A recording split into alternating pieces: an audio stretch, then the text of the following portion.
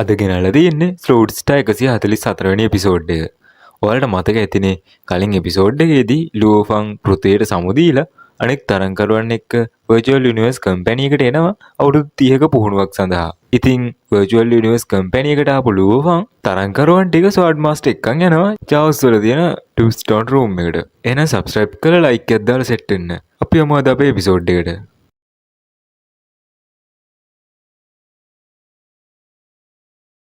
අද එපිසෝඩ් එක පටන් ගද්දිම අපිට පෙන්නනවා ටුම්ස්ටෝන් රූම් එක ඇතුළට ගිහින් ඉන ලූෆන්ව. චවුස්ටෝන් දිහා බල බල ඇවිදින ලූෆන් හිතනවා කල්ටිවේෂන් වල ඉදිරියට යන්න අවශ්‍ය අවබෝධය මේවා ඇතුළේ හැංගිලා තියෙනව නේද කියලා. මෙතන තියෙන චවුස්ටෝන් වල රේන් ඩ්‍රොප්ස්, ස්ටාර්ස්, මොන්ස්ටර්ස්ලා ගැන වගේම තවත් ගොඩක් දේවල් ගැන අවබෝධය තියෙනවා. වගේ අනිත් ක්ලෝන් දෙකට සම්භවය පිළිබඳ නීති සංවේදනය කරන්න වැඩි හැකියාවක් තියෙනවා. මට අවශ්‍ය ටොම්ස්ටෝන් එක ගැන තීරණය කරන්න ඒව භාවිතා කරන එක වැඩි හොඳයි. මෙහෙම හිතපු ලූෆන් තමන්ගේ ක්ලෝන් දෙක පාවිච්චි කරලා ටොම්ස්ටෝන් වල තියෙන දේවල් නිරීක්ෂණය කරන්න පටන් ගන්නවා. මෙහෙම බලපු ලූෆන්ට හිතෙනවා මේ ටොම්ස්ටෝන් 6 තුල සම්භවය පිළිබඳ නීති පමණයි ඇතුළත් වෙන්නේ. අනිත් ඉතුරු ස්ටෝන් 3 ගැන නම් මට තේරෙන්නේ නැහැ. ඒ වගේ මොනවා ඇතුළත් වෙලා තියෙනවද කියලා. එහෙනම් මට කරන්න තියෙන්නේ මුලින්ම ලේසිම ස්ටෝන් එකෙන් පටන් ගන්න එක. මෙහෙම හිත හිත ඉන්නකොට ලූෆන්ට මනස ඇතුලෙන් විශ්වයේ මූලාරම්භ නීති යොදාගෙන කරන ෆයිට් සීන් වගේ කිබේම පේන්න පටන් ගන්නවා. ඒත් එක්කම ලූෆන් ආයෙ හිතන්න පටන් ගන්නවා. මේ ස්ටෝන් එකම තෝරගත්තොත් මේ පෙනුන ෆයිටින් ස්කිල් මගේ ප්‍රහාර වලට පාවිච්චි කරන්න පුළුවන් වෙයිද කියලා. මෙහෙම කල්පනා කර කර ඉද්දි බෑග්ග්‍රවුන්ඩ් එකෙන් ඇනවුස් කරනවා. ඔබට මේ තියෙන චවුස්ටෝන් අවබෝධ කරගන්න අවශ්‍ය නම් වර්චුවල් නෙට්වර්ක් එක හරහා ස්කයි කනෙක්ටින් බ්‍රිජ් එකට ඇතුල් වෙන්න කියලා. ඊළඟ සීන් එකෙන් අපිට පෙන්නනවා ලූෆන් ස්කයි කනෙක්ටින් බ්‍රිජ් එක ළඟට ඇවිල්ලා ඉන්නවා. මේත් එක්කම මෙතෙන්ට එනවා කැන්බෝ. කැන්බෝ දැක්ක ලූෆන් ටිකක් පුදුම වෙනවා. ලූෆන් අහනවා ජෙස්ට් කැන්බෝ ඔයා මොකද මෙතන කරන්නේ? ඒත් එක්කම කැන්බෝ කියනවා මගේ ප්‍රධාන විඥානය හැම වෙලාවෙම මෙතන තියෙනවා. ස්කයි කනෙක්ටින් බ්‍රිජ් එක ආරක්ෂා කරන්න. ඔයා කලින් දැක්ක ඔක්කොම දේවල් මගේ ඉලූෂන් ක්ලෝන්. මෙහෙම කියපු කැන්බෝ ලූෆන්ට අතලත දෙනවා. කැන්බෝ කියනවා ඇත්තටම මේ අපි හම්බ වෙච්ච පළවෙනි අවස්ථාව.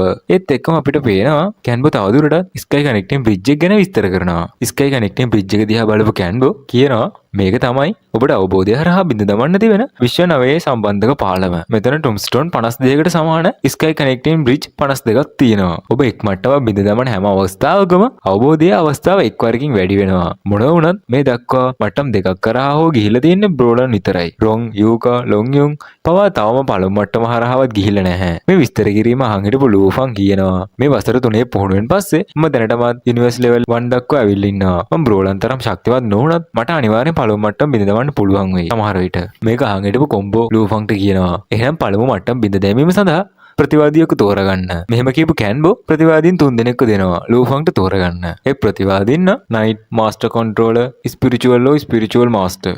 මේක අහන් හිටපු ලූෆන් හිතනවා චවුස්ටෝන් අවබෝධ කර ගැනීම සඳහා කොන්දේසිය වෙන්නේ මේ ස්කයි කනෙක්ටින් බ්‍රිජ් එක බිඳ දැමීම. ඒ වගේම මේ දෙක එකට සම්බන්ධයි. මට සටනක් දෙකකින් මගින් චවුස්ටෝන් අවබෝධ කරගන්න ඕන නම් වඩාත් හොඳම ප්‍රතිවාදියා වෙන්නේ ස්පිරිචුවල් මාස්ටර් කන්ට්‍රෝලර්. මෙහෙම හිතපු ලූෆන් තමන්ගේ ප්‍රතිවාදියා විදියට ස්පිරිචුවල් මාස්ටර් කන්ට්‍රෝලර් ෆෝම් එක තෝරගන්නවා. මේත් එක්කම කැන්බෝ කියනවා ලූෆන් ඔයාගේ ආරක්ෂාව ගැන සැලකිලිමත් වෙන්න. මෙහෙම කියපු කැන්බෝ එතනින් යනවා. ඒත් එක්කම අපිට පේනවා ලූෆන්ගේ ප්‍රතිවාදියා වෙන ස්පිරිචුවල් මාස්ටර් ෆෝම් එක නිර්මාණය වෙනවා. ඒක දැකපු ලූෆන් පුදුම වෙනවා. මේක මම වගේම නේද කියලා. ලූෆන් හිතනවා මේ ස්පිරිචුවල් මාස්ටර් ෆෝම් එක දැනටමත් ගෝඩ් ඩිසන්ට් ආමි එක පාලනය කරනවා. ඔව් ඒක කුමන මට්ටමින් පාලනය කරනවද දන්නේ නැහැ. මේත් එක්ක අපිට පෙන්නනවා කැන්බෝ බලාගෙන ඉන්නවා ලූෆන්ගේ සටන ආරම්භ වෙනකම්. ඒත් එක්කම අපිට පෙන්නනවා අවකාශයේ දොරටුවක් නිර්මාණය වෙලා virtual universe company එකේ තවත් බලවත් කැරක්ටරයක් එතෙන්ට එනවා. ਉਹ කැන්බෝගෙන් අහනවා අලුතෙන් ආපු තරංකරුවන්ගේ ජයග්‍රහණ මොනවද? කැන්බෝ කියනවා බ්‍රෝලන් විතරයි මට්ටම් දෙයක් කරි බිඳ දමලා තියෙන්නේ. අනෙක් තරංකරුවන්ට තාම පළවෙනි මට්ටම හරහාවත් යන්න බැරි වෙලා ඉන්නවා. ඒ වගේම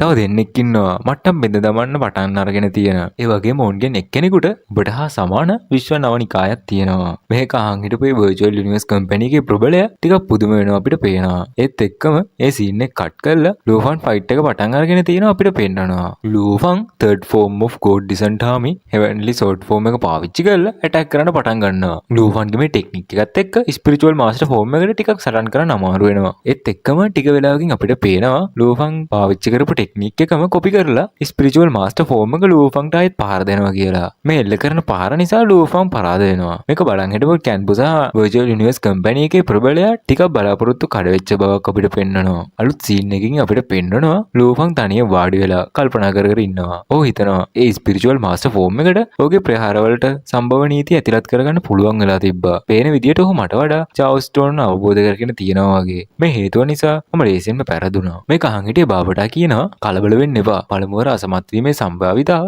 99.91ක් පමණ වෙනවා. මේ එක්කම මෙතෙන්ට එනවා යූකා. යූකා කියනවා ලූෆන් ඔයාට ආරංචිද රොම් පළමු මට්ටම සමත් වෙලා කියලා. මේක අහන් හිටපු ලූෆන් කියනවා එහෙනම් ඔහු ආයෙත් ශක්තිමත් වෙන්න පටන් අරගෙන නේද කියලා. ඒත් එක්කම එතෙන්ට ගැලැක්සි එනවා අපිට පෙන්වනවා. දැන් ආපු ගැලැක්සි කියනවා මට අහන්න ලැබුණා රොන්ජුන් යුවාන්චන් විශ්ව අධිරාජ්‍යයේ ගෝලයක් වෙන්න පුළුවන් වෙලා තියෙනවා කියලා. මේ කතාව වෙන තැනට ආපු ලොන්ගයුන් කියනවා ඒ කතාව ඇත්තනම් විශ්ව අධිරාජ්‍යයේ අධිරාජ්‍යයන් යනු විශ්ව අධිරාජ්‍යයේ නායකින්. ඒ ඔක්කොම අය යුනිවර්ස් මාස්ටර්ස්ලා. මේක අහන් හිටපු ගැලැක්සි ලූෆන් දිහා බලලා මෙහෙම කියනවා රොන් කියන්නේ ජෙන්නු යුනිවර්ස් කින්ඩම් එකේ හොඳ දක්ෂයෙක්. පසුගාමී ග්‍රහලෝක වලින් ආපු සමහර පහත් පන්තියේ මිනිසුන් එක්ක ඔහු සසඳන්න බෑ. ලූෆන්ට මේ කරපු අපහාසය නිසා කේන්ති ගියත් ඔහු ඒ අවස්ථාවේ මුකුත් නොකර ඉන්න උත්සාහ කරනවා. මේක කියලා ගැලැක්සි එතනින් යනවත් එක්කම රොන් එනවා එතෙන්ට. රොන්ව දැකපු අනිත් අය ඔහු වට කරගන්නවා. ඒ ඔහුගේ ජයග්‍රහණයට සුබ පතන්න. ඒ සීන් එක කට් කරලා අලුත් සීන් එකකින් අපිට පෙන්නනවා ස්කයි කනෙක්ටින් බ්‍රිජ් එකට වෙලා කල්ටිවේෂන් කරන ලූෆන්ව. ලූෆන් උත්සාහ කරනවා කලින් සටනේදී ස්පිරිචුවල් මාස්ටර් ෆෝම් එක ඔහු කරපු අලුත් ස්වර්ඩ් ෆෝම් ඇටැක් එක නිර්මාණය කරන්න.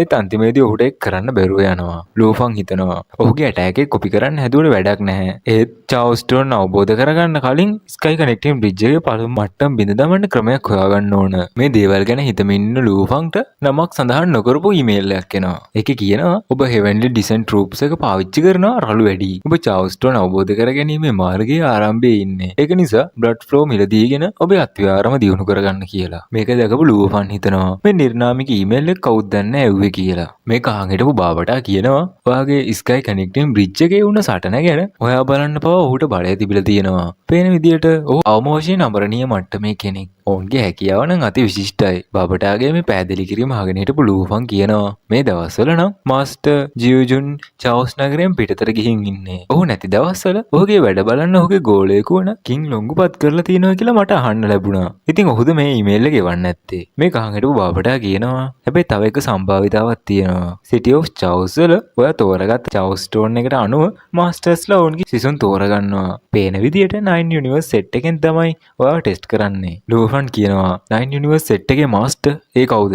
මං හිතන්නේ 9 යුනිවර්ස් සෙට් එකේ වැඩිමහල්ලෙක් වෙන කින් හෙයිගු හෝ කින් ෂෙන්යන් තමයි එවන්නේ නැත්තේ. ඔයාට උන්ගේ ශිෂ්‍යෙක් වෙන්න පුළුවන් වුණොත් ඔයා ගොඩක් වාසනාවන්තයි. ඒ වගේම ඒ ඊමේල් එකේ කියලා තිබ්බා බ්ලඩ් ෆ්ලෝ මිලදී ගන්න කියලා. බ්ලඩ් ෆ්ලෝ රාස්තාක්ෂණයේ නිර්මාතෘ වන ලියන් ලූ ඔවුන්ගේ මඟ පෙන්වීම යටතේ දියුණුවන බව වාර්තා වෙලා තියෙනවා. මේ දේවල් අහන් හිටපු ලූෆන් කියනවා එහෙනම් මේ ඊමේල් එක එවපු කෙනා ජස්ට් ලියන් ලූ වෙන්නේ නැති. ඒක එහෙම නෙවෙයි කියලා ඔලුවවනපු බවටා කියනවා ලූෆන්. ලියන් ලූ වර්චුවල් යුනිවර්ස් කම්පැනි එකට ජොයින් වෙලා වසර ලක්ෂයක් ඇතුළත අමරණීය මට්ටමට පැමිණියා. ඒත් අවාසනාවකට ඔහු වැඩි කල් යන්න කලින් මිය ගියා. ඔහුගේ මරණය වසර බිලියන 100කට කලින් චාව්ස් නගරයේ සිදු වුණේ. ඒක නිසා ඒ ඔහු නම් වෙන්න බෑ. හැබැයි බ්ලඩ් ෆ්ලෝ තාක්ෂණය නම් පැහැදිලිවම දක්ෂයෙකුට විතරක් අත් කරගන්න පුළුවන් ප්‍රතිඵලයක්. ඒක අනිවාර්යයෙන්ම ඔයාලට ප්‍රයෝජනවත් වේවි. බාබටාගේ මේ කතාව අහන් හිටපු ලූෆන් කියනවා ඒක එහෙමනම් මම කොහොමද බ්ලඩ් ෆ්ලෝ ලබා ගන්නේ? බාබටා කියනවා ඒක නම් ලේසි. ඔයාලට පුළුවන් වර්චුවල් යුනිවර්ස් කම්පැනි එකෙන් ඔයාලට හම්බෙච්ච ලකුණු එක හෝමාරු කරගන්න.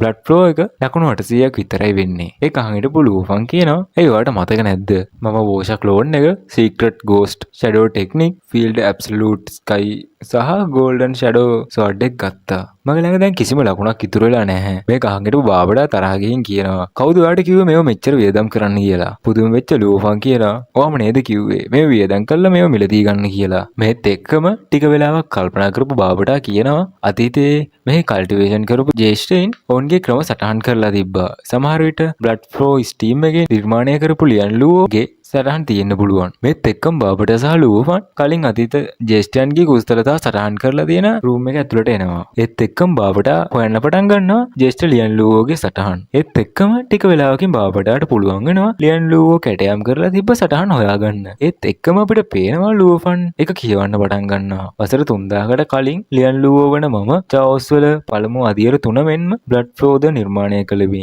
අන්තිම චාව්ස් ස්ටෝන් 3 ප්‍රැක්ටිස් කරද්දී මට විශ්වාසයක් තියෙනවා. මම අනිවාර්යයෙන්ම අනාගතයේදී අමරණීය මට්ටමට ළඟා වෙන්න පුළුවන් වෙයි කියලා. මේ කහන් හිටපු බාබඩා කියනවා තරුණ වයසේදීම සාර්ථක වුණ ඔහුගේ ආත්ම විශ්වාසය නම් නියමයි කියලා. මේත් එක්කම ලූෆන් කියනවා හැබැයි ප්‍රශ්නේ වෙන්නේ පුහුණු වෙන ආකාරය ගැන තොරතුරු නොමැති වීම.